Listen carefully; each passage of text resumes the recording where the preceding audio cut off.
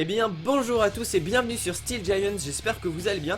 Et aujourd'hui on se retrouve pour un épisode un peu spécial puisque contrairement à d'habitude j'ai décidé de vous présenter non pas un animé mais bien deux films d'animation. En effet, en cette période où foisonnent les blockbusters d'été hollywoodiens, je me suis dit que cela pourrait être une bonne idée de vous présenter deux longs métrages de la Japanimation pas forcément toujours très connus en France. Et sans plus attendre, on commence tout de suite avec le premier film sorti en novembre dernier au Japon intitulé Expelled from Paradise. Il s'agit d'un film d'action slash science-fiction d'1h40 écrit par ce monsieur dont je ne devrais même plus avoir à prononcer le nom tant on entend parler de lui ces derniers temps, à savoir Gen Urobuchi, auteur de tout ce que vous voyez là. Par ailleurs, le film a été produit par Toei Animation et animé par le studio Graphinica sous la direction de Seiji Mizushima et a la particularité d'avoir été réalisé quasi intégralement en animation de synthèse, mais ça, on y reviendra plus tard. Le film prend place dans un futur plus ou moins proche et nous raconte l'histoire d'Angela Balzac qui n'a comme point commun avec l'écrivain français que le fait d'être humain, et qui se trouve être un agent au sein de la station spatiale d'Eva dont la particularité est de n'être habité que par des personnes dénuées d'enveloppe physique et vivant dans une réalité virtuelle, le système d'Eva.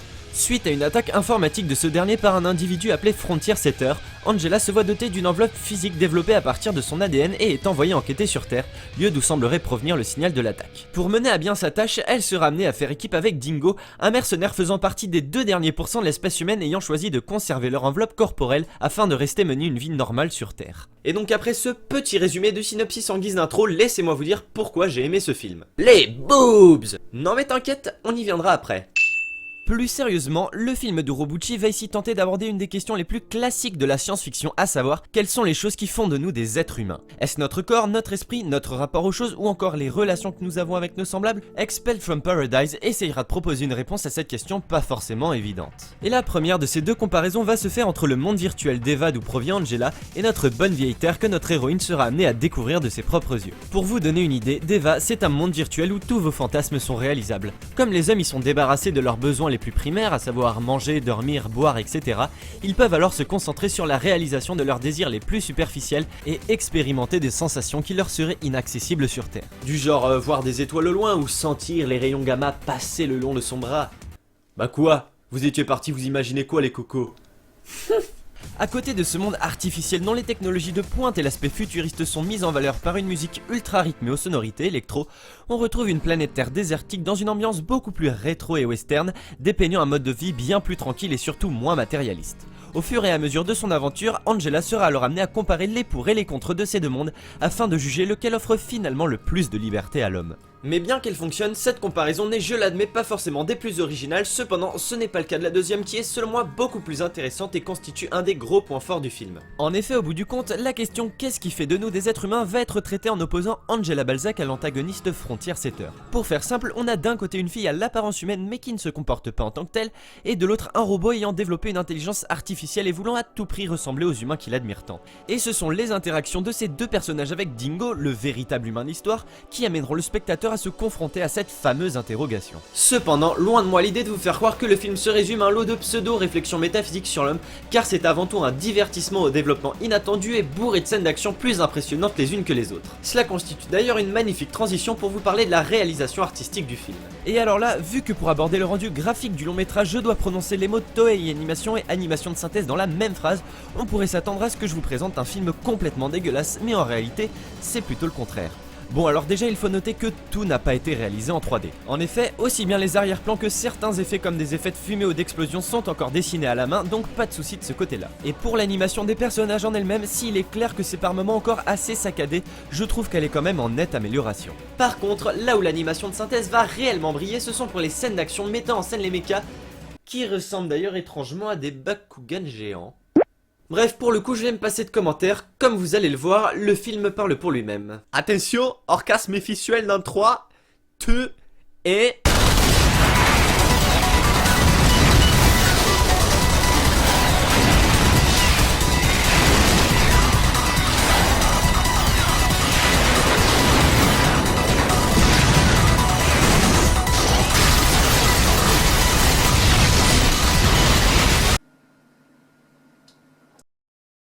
Salut! Bref, comme vous avez pu le constater, l'animation des scènes d'action de ce film a été magnifiquement bien réalisée et doit être à mon avis ce qui m'a le plus marqué dans ce dernier, en dehors bien sûr du postérieur d'Angela Balzac, tellement on en prend plein la vue.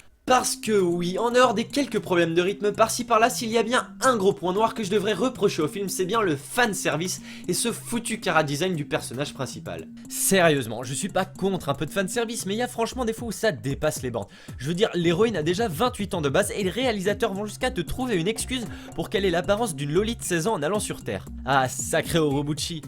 C'est pas un peu de la mauvaise foi ça?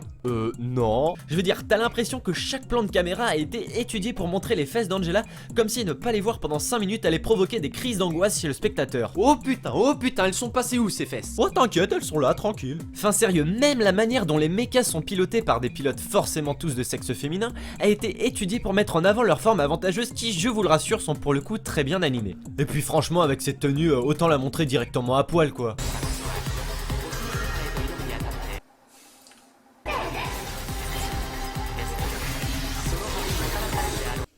Ok, je démissionne.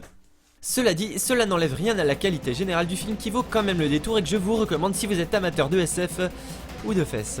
D'ailleurs, le film a rencontré un énorme succès au Japon, si bien que les Blu-ray dont les stocks avaient déjà été doublés par rapport aux prévisions initiales se sont écoulés en moins de quelques jours, preuve que finalement, Expelled from Paradise répondait bien à la demande du public. Et maintenant que je vous ai présenté un bon gros film de SF bourré d'action et dégoulinant de fanservice, j'ai choisi d'opposer à ce dernier une petite perle de l'animation japonaise, à la fois touchante et poignante aux larmes. J'ai bien surnommé le dernier film du studio Ghibli pourtant passé inaperçu en France, mais qu'est-ce que c'est que cette musique de sauvage? En fait je crois que là c'est le moment où tu dis non je déconne, on va encore parler d'un bon gros film d'action. Alors accrochez vos ceintures, mettez en plein écran et montez le son, c'est parti pour Redline. Eh bien bonjour à tous et à toutes et bienvenue sur Mangasphère TV pour cette 58e édition de la Redline, une course mythique qui promet d'envoyer du lourd. Et oui Jean-Michel, en effet aujourd'hui on a le droit à 4 joueurs de qualité qui vont donner leur maximum pour gagner la course. Et tout de suite, présentation des joueurs. Waouh. Décile-le. Curiosity. Steel Giant. Oh là là Jean-Michel, je les vois, ils arrivent. Oui, en tête on aperçoit Décieux avec sa tête de pédophile. Et en deuxième position on retrouve Haru qui n'est visiblement toujours pas allé chez le coiffeur. Il est suivi de très près par Kurofili qui agit de manière bizarre. Oui, et en bon dernier on retrouve Steel Giants qui reste stoïque. Et oh mon dieu, la foule est en délire. Ah ça c'est sûr, c'est de la qualité. Et oulalalala, je crois que la fête commence. Ah ça va faire des étincelles. Mange cette banane, Giants. Je vais te bananer.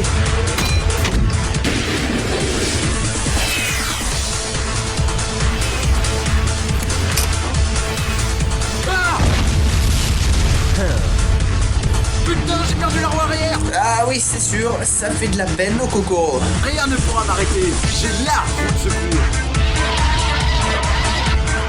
Attention, virage très serré, ça part dans tous les sens. Et oulala, j'ai l'impression que Philly va prendre des cellules par derrière. Oh attention, ça glisse. Ah ça oui, le coup de la savonnette, on connaît tous.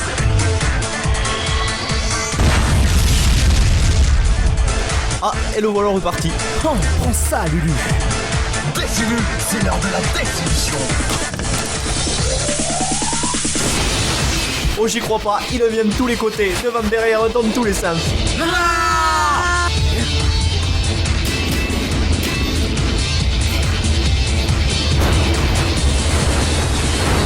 Fini, Vrir.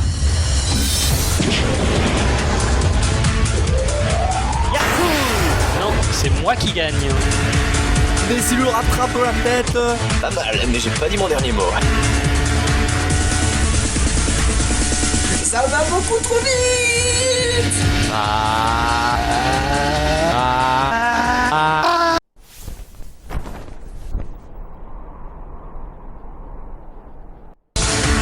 C'est incroyable, ça part complètement en cacahuète. T'enflamme pas trop, Giants. Mais qu'est-ce qu'il est en train de faire? Il se trémousse dans tous les sens. Ah bah, c'est pas faux, Jean-Michel. Tu me défies? Ok. C'est parti. Oh là là là là là, oh mon dieu, oh mon dieu, oh mon dieu. Waouh, ça décoiffe. Et donc pour notre deuxième film, j'ai choisi de vous présenter Redline, un film de 2010 d'également environ 1h40 produit par le studio Madhouse et réalisé par Takeshi Koike. Alors au cas où vous ne l'auriez pas compris, Redline est un film de voiture qui se déroule dans un lointain futur où ces dernières ont été remplacées par des vaisseaux volants. Cependant, quelques fous du volant venant des quatre coins de la galaxie persistent encore à piloter des engins à 4 roues afin de remporter la mythique course clandestine, la Redline, une épreuve ultra dangereuse où tous les coups sont permis afin de venir à bout de ses adversaires et dépasser les limites de la vitesse. Dépasser les limites de la vitesse? Et là je te vois venir, jeune kiwi prétentieux. Tu vas me dire, ouais mais Redline c'est pas un film de mecha, c'est de voiture. Alors déjà si on met le film à 53 minutes, 24 secondes et 37 centièmes, on peut voir ça. Alors moi personnellement là, je vois un mecha rose avec des boobs. Après vous faites comme vous voulez hein, mais voilà. Bref, de notre côté, nous suivrons les aventures du surnommé Sweet JP, un accro des sensations fortes qui refuse d'utiliser des armes ou autres méthodes déloyales lors des courses et qui se donnera corps et âme pour remporter la Redline, où participe également Sonoshi McLaren, fille dont il était tombé amoureux depuis l'adolescence. Et donc, qu'ai-je pensé de ce deuxième film au scénario au premier abord ultra cliché? Eh bien, c'est très con et du coup, c'est génial. Mais pourquoi mon cher Bernard, est-ce que c'est si con et génial à la fois? Eh bien pour faire une comparaison, je pense qu'on pourrait dire que Redline est un peu un Gurren Lagann ou un Kill la Kill version course de voiture. C'est-à-dire qu'il a un concept et il le pousse jusqu'au bout de manière totalement gratuite et complètement décomplexée. T'es venu regarder Redline pour voir des courses de bagnole à 300 à l'heure à grands coups de missiles et de pouces de nitro? Eh bah qu'à cela ne tienne, on va t'en donner! Alors pourquoi se fatiguer à construire un scénario réfléchi et des personnages complexes et transmettre un message profond, puisque ce n'est de toute façon pas ce qui nous intéresse ici? Eh bien ça, les membres de Madhouse derrière le projet l'ont parfaitement compris. Redline c'est un divertissement, un spectacle, et franchement il y a des passages qui relèvent presque plus de l'AMV que du véritable film. Mais c'est ça que j'aime particulièrement avec ce dernier. Redline ne prétend pas proposer 36 000 choses différentes, mais ce qu'il le fait avec brio et croyez-moi, avec la claque visuelle que vous allez vous prendre dans votre visage, vous ne risquez pas de l'oublier de sitôt. Pour vous donner une idée, la réalisation de ce long métrage s'est étalée sur plus de 5 ans, soit la même durée que le dernier film de Miyazaki, tant sa production a été laborieuse. Et croyez-moi, le résultat est clairement au rendez-vous. Comme quoi, il n'y a pas que la productivité qui compte. L'animation de ce film est juste incroyable et je peux vous dire que j'ai regardé pas mal de fois le film pour faire cette vidéo et je suis toujours autant scotché devant mon écran au vu de la véritable prouesse réalisée par le studio Madhouse. L'animation est ultra fluide, ça bouge dans tous les sens, le montage est ultra rapide et toujours synchronisé avec la superbe bande son du film et il y a de nombreuses idées de mise en scène assez originales. Et là pour le coup tout est intégralement dessiné à la main, donc c'est pas ici que vous verrez des vieilles Twingo dégueulasses animées par ordinateur. Et c'est ça le gros avantage du format long métrage, comme il y a qu'entre guillemets 1h40 au lieu de 5 ou 9 heures d'animation à produire, le studio a pu maintenir une qualité de production exceptionnelle durant toute la durée du film. Sans rigoler, je n'ai pas compté, mais je pense qu'il y a moins d'une dizaine de plans fixes dans tout le film, car même en dehors des courses vous verrez toujours quelque chose bouger à l'écran et c'est rare de voir un film maintenir une telle qualité d'animation sur l'intégralité de sa durée. Et Redline, c'est bien la preuve qu'avec une bonne ambiance et un ou deux bons personnages, on peut réaliser un très bon divertissement malgré un fond scénaristique relativement pauvre. Alors cependant, ne me faites pas dire ce que je n'ai pas dit, le film propose quand même un scénario qui tient la route et qui, en plus d'être drôle, est également assez agréable à suivre. Il en va de même pour les personnages qui, s'ils répondent à des archétypes plus ou moins classiques et ne sont pas spécialement développés, restent quand même très charismatiques et marquants. Il y a qu'à prendre ne serait-ce que le personnage principal, JP, qui est juste un mix entre Kamina et Space Dandy et donc forcément un gros badass de base. Enfin voilà, rien que ça c'est une raison suffisante pour aller voir le film. Au passage, celui-ci présente malgré tout un petit défaut selon moi. Comme je vous le disais, le scénario n'étant qu'un prétexte pour assister à de folles courses de voitures, on sent quand même qu'à certains moments les réalisateurs essayent un peu de meubler pour rallonger la durée du film et il y a clairement une petite perte de rythme vers la moitié de ce dernier. Et finalement en dehors de ça, il n'y a pas grand chose à rajouter. Redline, c'est un film dont le but est non seulement de divertir les spectateurs mais également les réalisateurs qui, on le sent, ont pris un énorme plaisir à faire ce film. Et oui, créer des choses qui nous plaisent, ça aussi c'est important dans une industrie où satisfaire la clientèle semble être la priorité number one. Bref, inutile de dire que je vous recommande ces deux films qui, je pense, ne manqueront pas de vous faire passer un bon moment. Et voilà, cet épisode est à présent terminé, j'espère qu'il vous aura plu. Un très grand merci à toutes les personnes qui ont accepté de participer à cette vidéo, à savoir Decilu, Manga Podcast, Haru et aussi Kurofili qui m'a également donné pas mal de conseils. Donc allez voir leur chaîne, ils font tous du très bon boulot. Sur ce, n'hésitez pas à partager la vidéo, à vous abonner et moi je vous dis à bientôt pour le prochain épisode. Mais on a encore vu mes fesses.